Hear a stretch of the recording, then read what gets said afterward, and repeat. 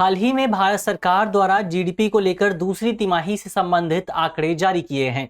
अब यदि आप इन आंकड़ों पर ऊपरी नजर डालेंगे तो आपको ये आंकड़े बहुत बेहतरीन दिखाई देंगे, क्योंकि अर्थव्यवस्था में कुछ हद तक विकास देखने को मिला है। लेकिन यदि आप इन आंकड़ों का विस्तार से विश्लेषण करेंगे तो आपको पता चलेगा कि इन आंकड़ों के माध्यम से आप भारतीय अर्थव्यवस्था में मौजूद गंभीर चुनौतियों को उजागर कर सकते हैं। आज इस वीडियो में हम इसी विषय से संबंधित तमाम पहलुओं को जानने की कोशिश करेंगे। मेरा नाम है अक्षय और आपका स्वागत है दृष्टि आईएएस की इस नई वीडियो में। वीडियो शुरू करते हैं और सबसे पहले वीडियो की रूपरेखा को समझ लेते हैं, यानी उन बिंदुओं की बात कर लेते हैं जिनके माध्यम से हम अपनी चर्चा को आगे बढ़ाएंगे। तो वीडियो में सबसे पहले हम न्यूज़ यानी खबर पर बात करेंगे।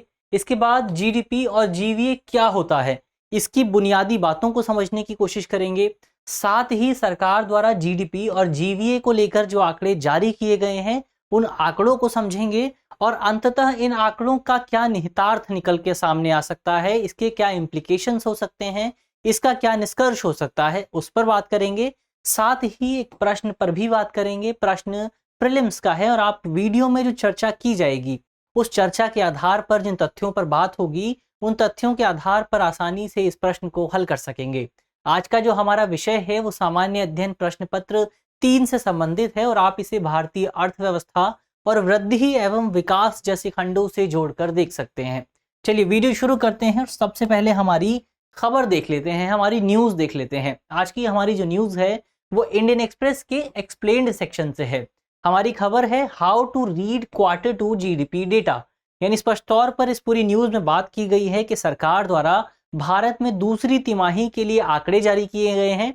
तो इन आंकड़ों को अर्थव्यवस्था से संबंधित जो नया डेटा सामने आया है, इस डेटा से क्या निहितार्थ निकाले जा सकते हैं, क्या इम्प्लीकेशंस निकाले जा सकते हैं, उसी को लेकर इस पूरी खबर में बात की गई है। इसके अलावा अब यहाँ सवाल उठता है कि यहाँ जो Q2 की बात की जा रही है, ये Q2 का क्या मतलब है।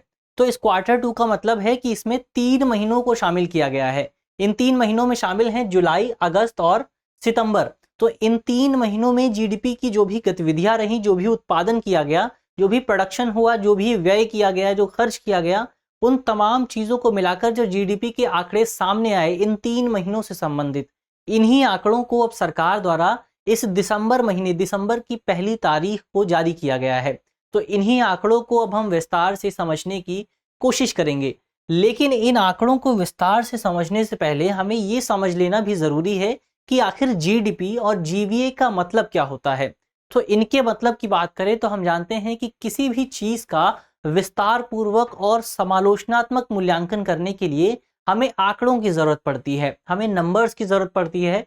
और अर्थशास्त्रियों ने किसी देश की अर्थव्यवस्था का आकलन करने के लिए इसी तरह के कई कॉन्सेप्ट विकसित किए हैं, कई विधियां विकसित की हैं, कई मेथड बनाए हैं। और इन्हीं मेथड्स में से 2 मेथड सबसे ज़्यादा प्रचलित हैं, जिन्हें हम जीडीपी और जीवीए के नाम से जानते हैं। जीडीपी की फुल फॉर्म है ग्रॉस डोमेस्टिक प्रोडक्ट और जीवीए की फुल फॉर्म है ग्रॉस वैल्यू एडिशन।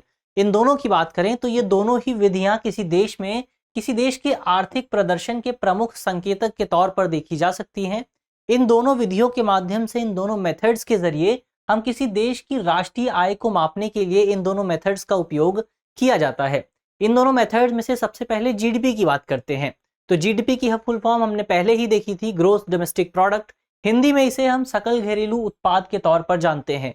जीडीपी की परिभाषा की बात करें तो जीडीपी के माध्यम से किसी एक देश में किसी निश्चित अवधि के दौरान ऐसी अंतिम वस्तुओं और सेवाओं के मूल्य को मापा जाता है जिन्हें उपभोक्ता खरीदते हैं या फिर जिनका उपभोग करते हैं। यानी यदि मैं किसी वस्तु को खरीदता हूं, यदि मैं उपभोक्ता हूं और किसी वस्तु को खरीदता हूं या फिर किसी सेवा का उपभोग करता हूं, तो उस सेवा का मूल्य अंततः जीडीपी के तहत शामिल हो जाएगा।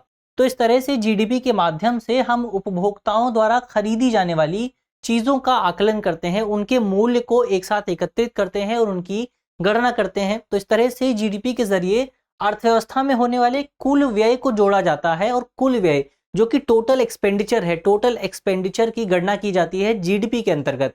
इस तरह से जीडीपी के जरिए हम ये जान सकते हैं कि किसी अर्थव्यवस्था में लोग कितना ज़्यादा खर्च कर रहे हैं, किसी अर्थव्यवस्था में एक्सपेंडिचर कितना ज़्यादा है।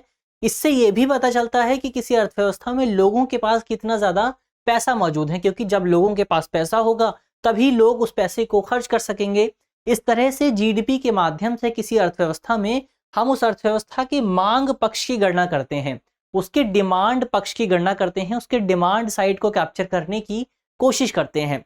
अब ये कैसे किया जाता है, जीडीपी की गणना किस तरह से की जाती है, उसकी बात करें तो जीडीपी की गणना करने के लिए हम जानते हैं कि आर्थिक विकास के मुख्य तौर पर 4 इंजन होते हैं, 4 घटक होते हैं जिन्हें आर्थिक विकास के लिए जिम्मेदार माना जाता है।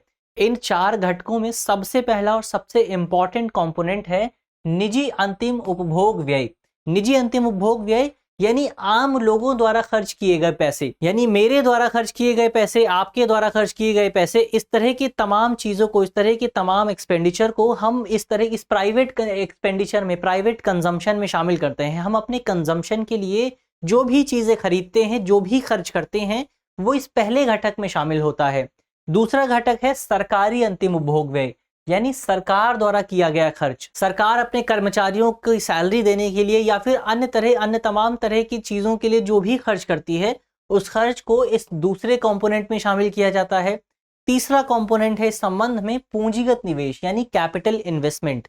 पूंजीगत निवेश ऐसा निवेश होता है जिसके माध्यम से किसी क्षेत्र में, किसी देश में उत्पादन क्षमता को बढ़ाने की कोशिश की जाती है, यानी ऐसा निवेश जिसके माध्यम से प्रोडक्टिविटी को बढ़ाने की कोशिश की जाती है।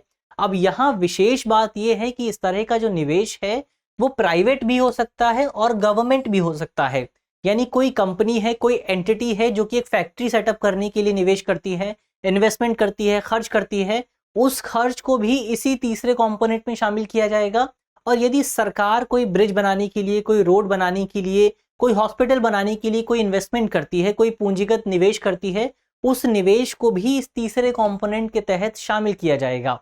तो ये तो 3 कंपोनेंट हुए। अब इसमें चौथा कंपोनेंट है इंटरनेशनल रिलेशन से संबंधित, इंटरनेशनल ट्रेड से संबंधित, और चौथे कंपोनेंट को हम शुद्ध निर्यात के तौर पर जानते हैं। शुद्ध निर्यात हमें तब प्राप्त होता है जब हम निर्यात में से आयात को घटा देते हैं, यानी भारत में जितना ज्यादा निर्यात किया जाता है, यदि उस निर्यात में से आयात को हम घटा देंगे तो हमें शुद्ध निर्यात प्राप्त होगा। और शुद्ध निर्यात को हम यदि इन 3 कंपोनेंट से जोड़ देते हैं तो अंततः हमें जीडीपी संबंधी आंकड़े प्राप्त हो जाएंगे। तो इस तरह से जीडीपी प्राप्त करने के लिए हमारे पास एक सिंपल सा फॉर्मूला होता है। यदि आप कंजम्पशन को, इन्वेस्टमेंट को, गवर्नमेंट एक्सपेंडिचर को और नेट एक्सपोर्ट को यदि आप एक साथ जोड़ देंगे तो इसके माध्यम से हम जीडीपी के संबंधी आंकड़े प्राप्त कर सकते हैं।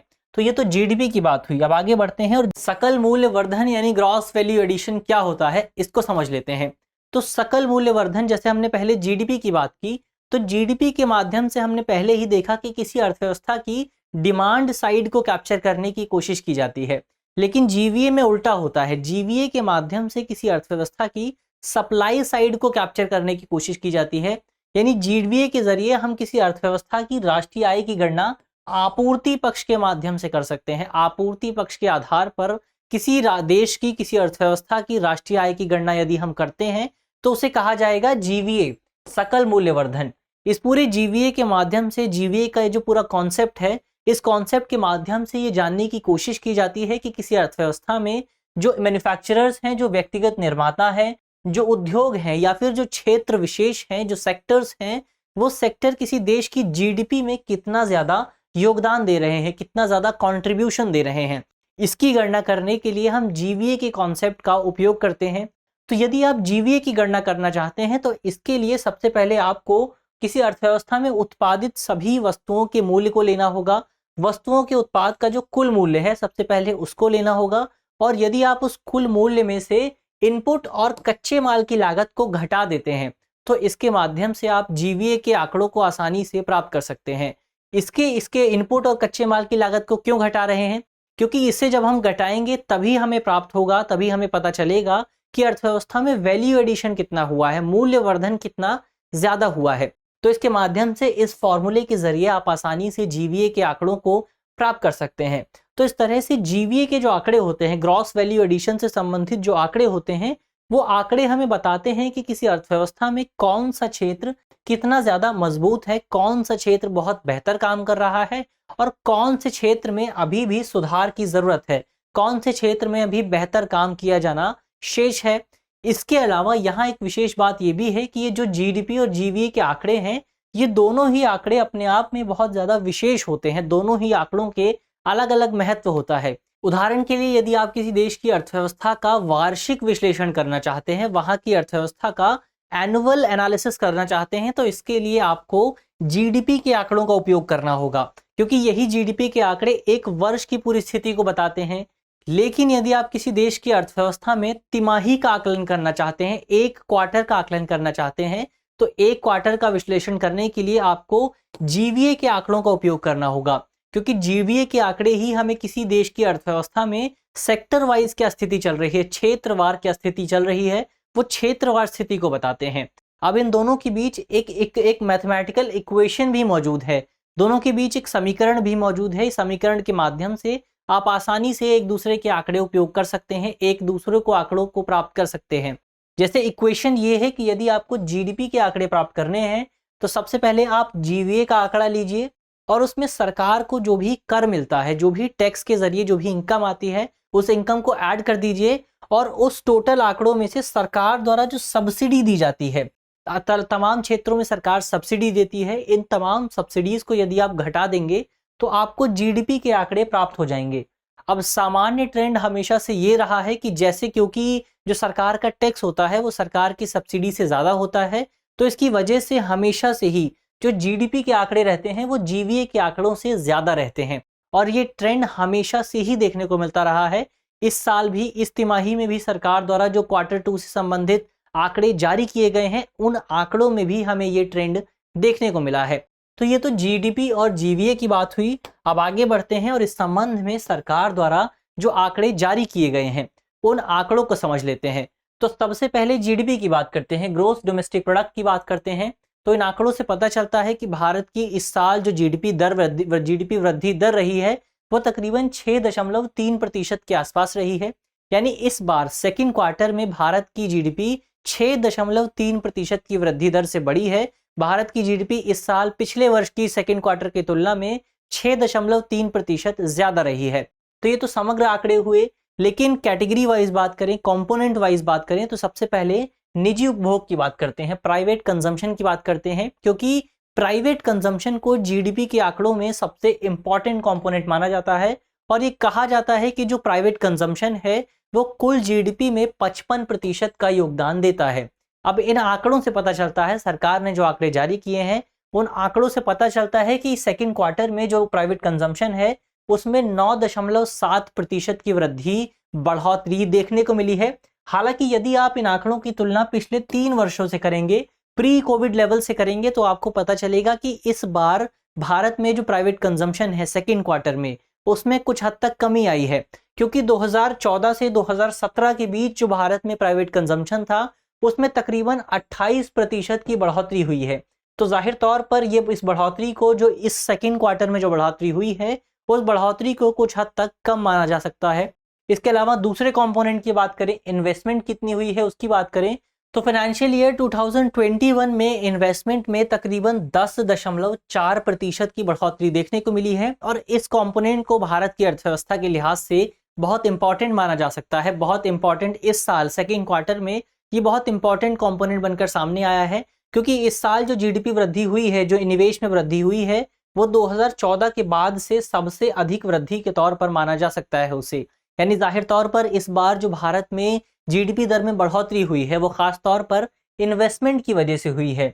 इसके अलावा सरकारी निजी कंजम्पशन की बात करें, सरकारी निजी उपभोग की बात करें, तो ये भारत सरकार के लिए एक चिंताजनक विषय रहा है, क्योंकि सेकंड क्वार्टर के आंकड़ों से पता चलता है कि इस बार सरकार का जो कंजम्पशन है उसमें 4.4% का संकुचन हुआ है, यानी 4.4% की कमी आई है। और ये जो कमी है ये कोविड से पूर्व का जो लेवल था उससे तकरीबन 20% कम है। यानी जाहिर तौर पर ये जो पूरी स्थिति है, सरकार का जो कंजम्पशन है वो जो कम हो रहा है, वो कम हो रहा कंजम्पशन एक बड़ी चिंता का विषय बन सकता है।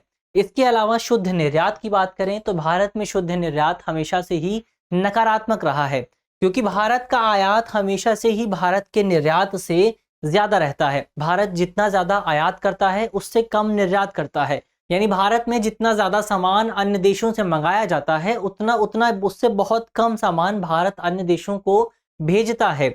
इस बार के आंकड़ों से पता चलता है कि भारत में जो शुद्ध निर्यात रहा है वो तकरीबन 89 के आसपास रहा है। यानी भारत का जो आयात है वो भारत के निर्यात की तुलना में 89% अधिक है। भारत 89% ज़्यादा आयात करता है, जो कि ज़ाहिर तौर पर भारत के लिए, भारत की सरकार के लिए, भारत के विदेशी रिजर्व के लिए एक बड़ा चिंता का विषय हो सकता है। तो ये तो जीडीपी के आंकड़े हुए। अब आगे बढ़ते हैं और जीवीए के आंकड़ों की बात करते हैं, ग्रॉस वैल्यू एडिशन के आंकड़ों की बात करते हैं। तो इन आंकड़ों से सरकार ने जो आंकड़े जारी किए हैं उनसे पता चलता है कि सेकंड क्वार्टर में भारत का जो समग्र जीवीए रहा है उसमें तकरीबन 5.6% की बढ़ोतरी, 5.6% की वृद्धि देखने को मिली है। यानी समग्र तौर पर भारत की जीवीए में वृद्धि हुई है। लेकिन सेक्टोरल वाइज सिचुएशन की बात करें कि समग्र जो क्षेत्रवार आंकड़े हैं, उन क्षेत्रवार आंकड़ों से क्या पता चलता है, तो यदि आप उन आंकड़ों पर नजर डालेंगे तो उन आंकड़ों में बहुत चिंताजनक स्थिति हमारे सामने आती है। और सबसे ज्यादा चिंताजनक स्थिति मैन्युफैक्चरिंग सेक्टर को लेकर है, विनिर्माण क्षेत्र को लेकर है, क्योंकि सेकेंड क्वार्टर में मैन्युफैक्चरिंग सेक्टर में कुछ कॉन्ट्रैक्शन देखने को मिला है, कुछ संकुचन देखने को मिला है। और आंकड़ों के मुताबिक विनिर्माण जीवीए में जो मैन्युफैक्चरिंग जीवीए है उसमें इस बार 4.3% का संकुचन हुआ है। यानी मैन्युफैक्चरिंग सेक्टर में इतना संकुचन देखने को मिला है, इतना कॉन्ट्रैक्शन देखने को मिला है। और ये आंकड़े इस लिहाज से भी जरूरी हैं क्योंकि मैन्युफैक्चरिंग सेक्टर को भारत में रोजगार सृजन के लिए सबसे इंपॉर्टेंट क्षेत्रों में से एक माना जाता है। और अक्सर विशेषज्ञ ये कहते हैं, अर्थशास्त्री ये कहते हैं कि भारत के कृषि क्षेत्र में जो एक्सेसिव लेबर मौजूद है, विनिर्माण क्षेत्र उस एक्सेसिव लेबर को अब्जॉर्व करने में एक इम्पॉर्टेंट रोल अदा कर सकता है, एक इम्पॉर्टेंट रोल प्ले कर सकता है। लेकिन यहाँ ये भी नहीं मानना चाहिए कि केवल कोविड-19 महामारी ही विनिर्माण क्षेत्र की इस दशा के लिए जिम्मेदार है, क्योंकि यदि आप सरकार द्वारा जारी आंकड़ों पर नजर डालेंगे तो आपको पता चलेगा कि भारत का विनिर्माण क्षेत्र पिछले 6 वर्षों से लगातार इसी स्थिति का सामना कर रहा है। और पिछले 6 वर्षों से भारत के विनिर्माण क्षेत्र में कोई विशेष सुधार देखने को नहीं मिला है। इसके अलावा दूसरी जो खबर है वो खनन और उत्खनन क्षेत्र को लेकर है, माइनिंग सेक्टर को लेकर है। और इस सेक्टर में भी 3% का संकुचन देखने को मिला है। और इस सेक्टर में भी ये जो पूरा खनन क्षेत्र है, इस क्षेत्र को भी भारत में रोजगार के लिए बहुत इंपॉर्टेंट माना जाता है। लेकिन एक जो खुशखबरी आई है वो आई है सेवा क्षेत्र से, सर्विस सेक्टर से। इस साल आंकड़ों से पता चलता है कि भारत में सर्विस सेक्टर में 15% की बढ़ोतरी देखने को मिली है। और हम सभी जानते हैं कि भारत में जो सर्विस सेक्टर है वो रोजगार के लिए एक बहुत ही ज्यादा इंपॉर्टेंट क्षेत्र माना जाता है। लेकिन एक चिंताजनक जो बात है सर्विस सेक्टर से जुड़ी हुई वो ये है कि यदि आप इन 15% की जो वृद्धि के आंकड़े हैं, इन आंकड़ों की तुलना प्री कोविड लेवल से करेंगे तो आपको पता चलेगा कि जो समग्र वृद्धि है वो मात्र 2% की है। समग्र तौर पर मात्र 2% ही वृद्धि हुई है। तो जाहिर तौर पर इसे एक चिंता का विषय जरूर माना जा सकता है।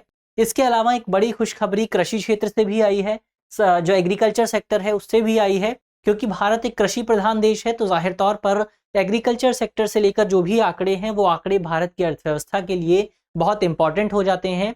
सेकेंड क्वार्टर के आंकड़ों से पता चलता है कि सेकेंड क्वार्टर में भारत का जो कृषि क्षेत्र है उसमें तकरीबन 4.6% की वृद्धि देखने को मिली है। तो जाहिर तौर पर ये क्षेत्रवार विश्लेषण हुआ कि किन क्षेत्रों में भारत में संकुचन हुआ है, किन क्षेत्रों में बढ़ोतरी देखने को मिली है। अब अंत में इन आंकड़ों के क्या निहितार्थ हो सकते हैं, क्या इम्प्लीकेशंस हो सकते हैं, उन निहितार्थों की बात कर लेते हैं। तो सबसे पहले हम कह सकते हैं कि कोविड-19 महामारी के बाद भारत में आर्थिक विकास में, भारत की अर्थव्यवस्था में कुछ हद तक सुधार देखने को मिला है। इस बात की गुंजाइश से बिल्कुल भी इनकार नहीं किया जा सकता है। हालांकि इसके बावजूद भी भारत के विनिर्माण क्षेत्र में, मैन्युफैक्चरिंग सेक्टर में जो संकुचन देखने को मिल रहा है वो संकुचन भारत सरकार के लिए, भारत के लिए, आरबीआई के लिए जाहिर तौर पर एक बड़ी चिंता का विषय बन सकता है, बड़ी चुनौती का विषय बन सकता है। लेकिन इसके बावजूद भी भारत की अर्थव्यवस्था के लिए मौजूदा समय में कई तरह की चुनौतियां मौजूद हैं, कई चैलेंजेस मौजूद हैं। इनमें सबसे बड़ा चैलेंज ये है कि भारत समेत दुनिया भर के तमाम देशों में लगातार इन्फ्लेशन रेट में, मुद्रास्फीति की दर में बढ़ोतरी देखने को मिल रही है। और इस बढ़ोतरी से निपटने के लिए दुनिया की जो बड़ी अर्थव्यवस्थाएं हैं जैसे अमेरिका, ब्रिटेन, इसके अलावा जो अन्य तमाम तरह की अर्थव्यवस्थाएं हैं, वहां की केंद्रीय बैंकों द्वारा अपनी ब्याज दर में, अपने इंटरेस्ट रेट में बढ़ोतरी की जा रही है। अब जब वो अपने इंटरेस्ट रेट में बढ़ोतरी कर रहे हैं तो इसकी वजह से जो छोटे छोटे देश हैं, जो विकासशील देश हैं, उन देशों में होने वाला निवेश निकाल करके इन बड़े देशों में भेजा जा रहा है। तो इसकी वजह से समग्र तौर पर इन छोटे देशों की अर्थव्यवस्था पर प्रभाव देखने को मिल सकता है। इसके अलावा मौजूदा समय में जो वैश्विक अर्थव्यवस्था है उसमें भी मंदी की कुछ आशाएं, कुछ आशंकाएं देखने को मिल रही हैं और इसका प्रभाव भारत के निर्यात पर हो रहा है, भारत के एक्सपोर्ट पर हो रहा है और इस तरह से समग्र तौर पर आगे आने वाले समय में भारत की अर्थव्यवस्था को कुछ हद तक नुकसान का सामना करना पड़ सकता है। ऐसे में आरबीआई क्या कर सकती है, भारत सरकार क्या कर सकती है? तो आरबीआई और भारत सरकार को अंतर्राष्ट्रीय स्तर पर वैश्विक अर्थव्यवस्था की जो स्थिति है उसका सूक्ष्मता से विश्लेषण करना चाहिए, उस पर बारीकी से नजर रखनी चाहिए और यदि वैश्विक अर्थव्यवस्था में या फिर जो विकसित देश हैं उनकी नीति में कुछ परिवर्तन होता है तो स्पष्ट तौर पर आरबीआई को भी और भारत सरकार को भी अपनी नीति में उसी हिसाब से परिवर्तन करना चाहिए। भारत सरकार को, आरबीआई को एक फ्लेक्सिबल पॉलिसी डेवलप करनी चाहिए ताकि समय आने पर अपनी नीति को स्पष्ट तौर पर बदला जा सके और भारत को बहुत ज्यादा नुकसान से बचाया जा सके। तो ये तो निष्कर्ष की बात हुई, निहितार्थों की बात हुई। अब अंत में एक प्रश्न की बात कर लेते हैं। प्रश्न प्रीलिम्स का है और आप वीडियो में जिन तथ्यों पर चर्चा की गई है उनसे इस प्रश्न को हल कर सकते हैं। आज का हमारा प्रश्न है कि सकल घरेलू उत्पाद यानी जीडीपी की गणना करते समय निम्नलिखित में से कौन सा घटक उपयोग नहीं किया जाता है?